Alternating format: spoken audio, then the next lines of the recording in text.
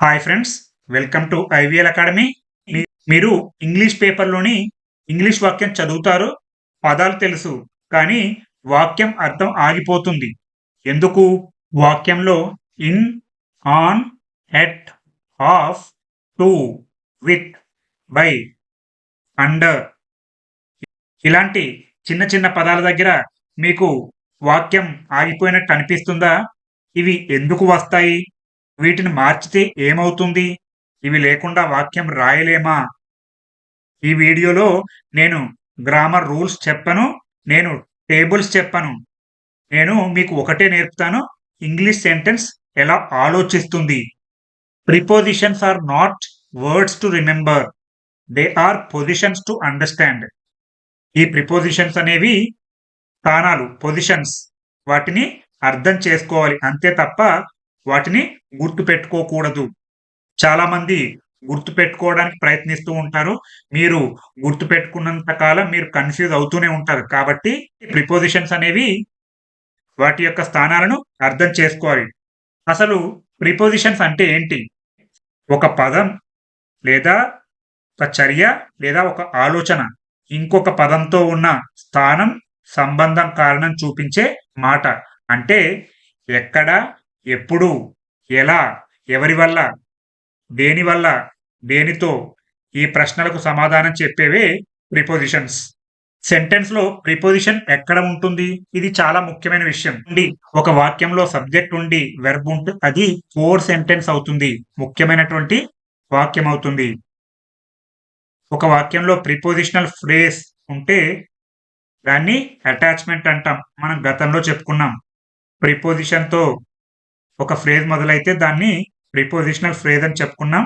అంటే subject verb లేకుండా ఒక వాక్యం ఉండదు, కానీ ప్రిపోజిషన్ లేకుండా ఒక వాక్యం ఉంటుంది. మీరు గుర్తుపెట్టుకోవాల్సినవి ఏంటంటే ఈ ప్రిపోజిషనల్ ఫ్రేజెస్ అనేవి కేవలం అటాచ్మెంట్స్. నేను గతంలో కూడా చెప్పాను, అటాచ్మెంట్స్ అంటే అదనపు సమాచారం, అంటే వాక్యానికి బ్యూటీని తీసుకొచ్చేవి. ఒక వాక్యానికి బ్యాక్గ్రౌండ్ మ్యూజిక్ ఏంటంటే ఇవే అటాచ్మెంట్స్. కాబట్టి ప్రిపోజిషన్ లేకపోయినా కూడా వాక్యం ఉంటుంది. ఉదాహరణకు he lives.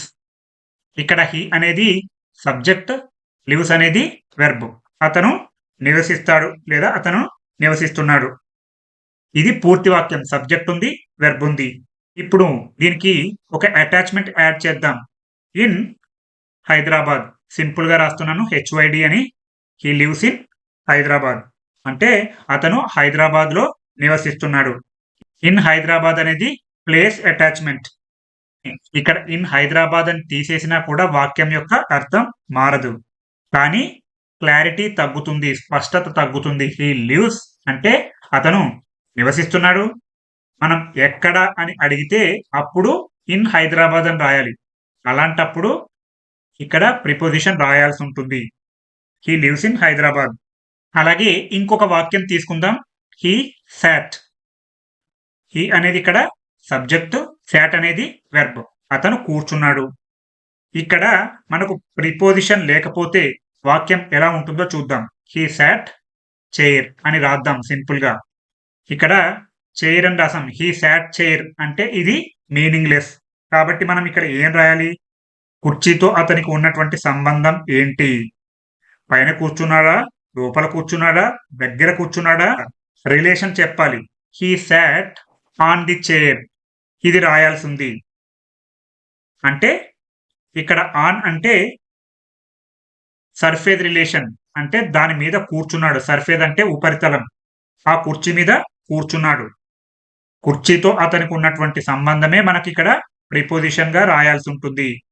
On the chair అంటే కుర్చీ మీద, అండర్ ద చైర్ కుర్చీ కింద, బిసైడ్ ద చైర్ అంటే కుర్చీ పక్కన. ఇక్కడ సబ్జెక్ట్ సేమ్ ఉంది, వెర్బ్ సేమ్ ఉంది, నౌన్ సేమ్ ఉంది. ప్రిపోజిషన్ మారగానే మీనింగ్ మారిపోయింది.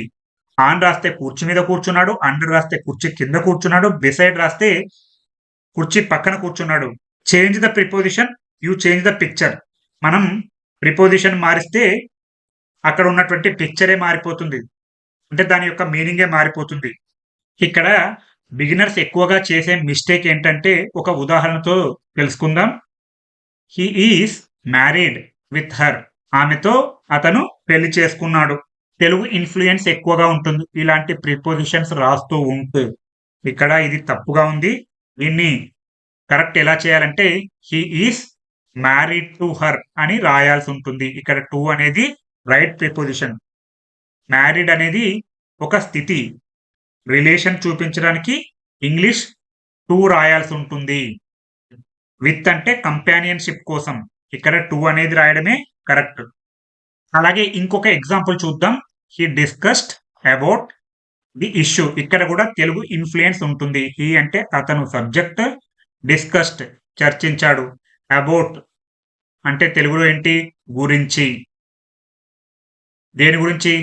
ది ఇష్యూ అంటే ఆ సమస్య గురించి చర్చించాడు.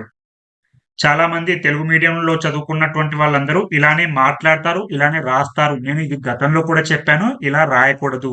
దీని యొక్క రైట్ వెర్షన్ ఏంటంటే హి డిస్కస్డ్ ది ఇష్యూ అంటే సరిపోతుంది. ఇక్కడ డిస్కస్ కి ప్రిపోజిషన్ అవసరం లేదు.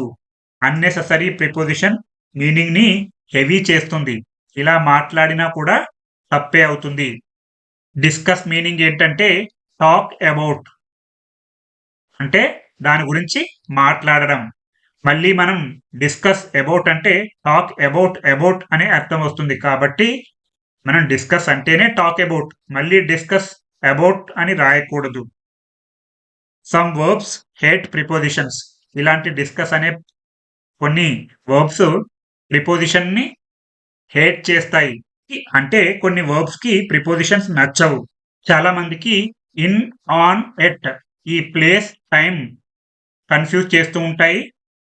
ఉదాహరణకి మనం ఇక్కడ రాసుకుందాం ఇన్ హైదరాబాద్ అంటే సిటీలో పెద్ద పెద్ద పట్టణాలకు ఇన్ అని రాయాల్సి ఉంటుంది. అలాగే ఆన్ ది రోడ్ అంటే ఉపరితలం మీద సర్ఫేస్ మీద రాసినప్పుడు ఆన్ అనే పదం ఉపయోగించాలి. ఐఎమ్ ఆన్ ది వే అంటుంటాం. అంటే నేను నా దారిలో ఉన్నాను. ఇక్కడ లో ఉన్నామని తెలుగులో ఐఎమ్ ఇన్ ద వే అని అనకూడదు. సర్ఫేస్ మీద ఉన్నాం కాబట్టి, ఉపరితలం మీద ఉన్నాం కాబట్టి ఆన్ ది రోడ్ అనాలి. అలాగే at the bus stop. At the bus stop అంటే మనం ఒక పాయింట్ చూపిస్తున్నాం. ఒక ఖచ్చితమైనటువంటి పాయింట్ చూపిస్తున్నాం కాబట్టి ఎట్ అనే ప్రిపోజిషన్ రాయాల్సి ఉంటుంది. ఆన్ అని చెప్పినప్పుడు సర్ఫేస్ రాయాలి. ఇది ప్లేస్ గురించి చెప్తుంది. In Hyderabad at the bus stop అంటే బస్ స్టాప్ వద్ద ఉన్నాము. ఇది ప్లేస్ గురించి. అలాగే టైం గురించి ఇన్ 2026 2026లో ఇయర్ అనేది పెద్దది కాబట్టి అంటే 12 మంత్స్ కాబట్టి ఒక సంవత్సరం అంటే 12 నెలలు కాబట్టి మనం ఇన్ అనేది రాయడం జరిగింది. ఆన్ మండే వారాలకు ఎప్పుడు కూడా ఆన్ అనే ప్రిపోజిషనే ఉండాలి. నేను చాలాసార్లు చెప్పాను. అలాగే ఎగ్జాక్ట్ గా చెప్పాల్సి వచ్చినప్పుడు ఎట్ 6 PM అంటే 6 గంటలకు ఖచ్చితమైనటువంటి సమయం చెప్పినప్పుడు ఎట్ అనే ప్రిపోజిషన్‌లో రాయాలి. కానీ తెలుగులో అన్నీ లో లేదా హీ అని చెప్పుకుంటూ ఉంటాం. అలా ట్రూ ట్రాన్స్‌లేషన్ చేసినప్పుడు తప్పవుతుంది. ఇంగ్లీష్‌లో థింకింగ్ డిఫరెంట్. తెలుగులో thinking different. English does not translate Telugu. It locates ideas. కాబట్టి జాగ్రత్తగా ఆలోచిస్తూ మనం ఇంగ్లీష్ నేర్చుకోవడానికి ప్రయత్నిద్దాం. మీకు ఏ చిన్న సందేహం వచ్చినా కామెంట్ చేస్తూనే నేను తప్పకుండా రెస్పాండ్ అవుతాను. అలాగే ఇక్కడ హిందూ న్యూస్ పేపర్‌లో ఇచ్చినటువంటి ఒక వాక్యాన్ని తీసుకొని దీన్ని ఎలా థింక్ చేయాలో డీటెయిల్‌గా నేర్చుకుందాం. ఆన్ ఫిబ్రవరి 4, 2026 3 2 సార్లు ఇక్కడ ప్రింట్ ఇవ్వడం జరిగింది. 3 sisters ended their lives in Ghaziabad. 2 సార్లు ఇవ్వడం జరిగింది. ఒకసారి సరిపోతుంది. ఇది టైపో ఎర్రర్. ఒకసారి ఇస్తే సరిపోతుంది. మళ్ళీ ఒకసారి చదువుతున్నాను. On February 4, 2026 3 sisters ended their lives in Ghaziabad. దీన్ని డీటెయిల్ గా తెలుసుకోవడానికి ప్రయత్నిద్దాం. ఇక్కడ ఆన్ ఫిబ్రవరి 4, 2026 అనేది టైం అటాచ్మెంట్. దీన్నే మనం ప్రిపోజిషనల్ ఫ్రేజ్ అని కూడా చెప్పొచ్చు. Time attachment. ఇలాంటివి నోట్ చేసుకుంటూ ఉండాలి. ఇక్కడ ఆన్ అనేది ప్రిపోజిషన్. 3 సిస్టర్స్ అనేది ఇక్కడ సబ్జెక్ట్. అంటే ముగ్గురు అక్కలు లేదా చెల్లెలు. ఎండెడ్ అనేది main verb. There lives object. Ended their lives అంటే వారి జీవితాన్ని పరిసమాప్తి చేసుకున్నారు అనే మీనింగ్ లో చెప్పాల్సిన అవసరం ఉంది. ఇక్కడ ఇన్ గజియాబాద్ ఎక్కడ ప్లేస్ గురించి చెప్తున్నాం కాబట్టి ఇన్ గజియాబాద్. మనం ఇంతకుముందు చెప్పుకున్నాం ఇన్ హైదరాబాద్, ఇన్ గజియాబాద్. ఇక్కడ మనం ప్రిపోజిషన్ రిమూవ్ చేసిన కోర్ సెంటెన్స్ మాత్రం అలానే ఉంటుంది.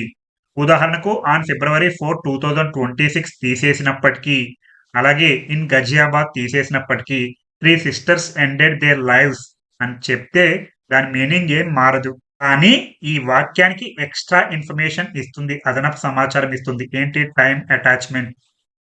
అలాగే ఇంకొక ఎగ్జాంపుల్ తీసుకుందాం. He is angry on me. ఇక్కడ ఆన్ అంటే పైన అని మనం తెలుగు ఇన్ఫ్లుయెన్స్ ఉంటుంది, తెలుగు ప్రభావం ఉంటుంది కాబట్టి మనం ఇలా తప్పులు చేయడానికి అవకాశం ఉంటుంది. కాబట్టి ఇక్కడ యాంగ్రీ అనేది కోపం.